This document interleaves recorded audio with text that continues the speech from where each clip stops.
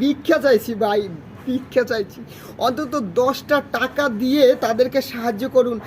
আমি বুঝতেছি না যে 10 টাকায় কী হবে প্রিয় ভাই। 10 টাকা করে একটা বড় অ্যামাউন্ট হবে, সেই টাকাটা তাদের কাছে পৌঁছালে অনেক অনেক উপকার হবে প্রিয় ভাই। বন্যায় যারা বিপদগ্রস্ত আমরা বুঝতে পারতেছি না। আপনারা দেখেছিলেন সিলেটের বন্যায় মানুষ পানির জন্য কতটা হাহাকার করতেছিল, আর এখানে তো ছোট্ট ছোট্ট বাচ্চারা রয়েছে প্রিয় ভাই।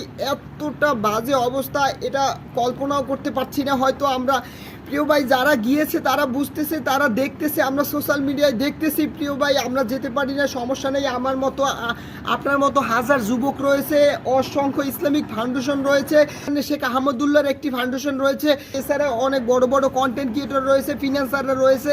আপনার যাকে বিশ্বস্ত মনে হয় আপনি তার কাছে অন্তত 10টা টাকা দিয়ে হেল্প করুন তাদেরকে। তাদের মুখে একটু শুকনো খাবার জুটুক, তাদের মুখে অন্তত একটু পানি জুটুক।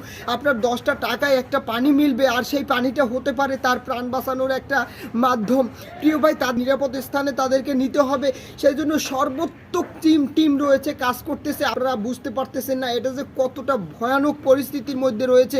এটা বেশি দিন থাকবে না, হয়তো 5 দিন, 1 সপ্তাহ কিংবা 10 দিন, এর মধ্যে আল্লাহ তাআলা চাইতো সব সমস্যার সমাধান করে দিবে।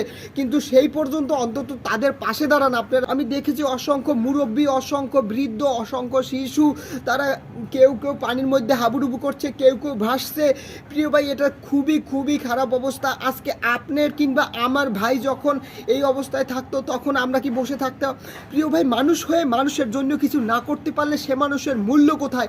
অন্তত হাত জোর করে অনুরোধ করছি ভাই, যে যতটুকু পারেন তাদের পাশে দাঁড়ান।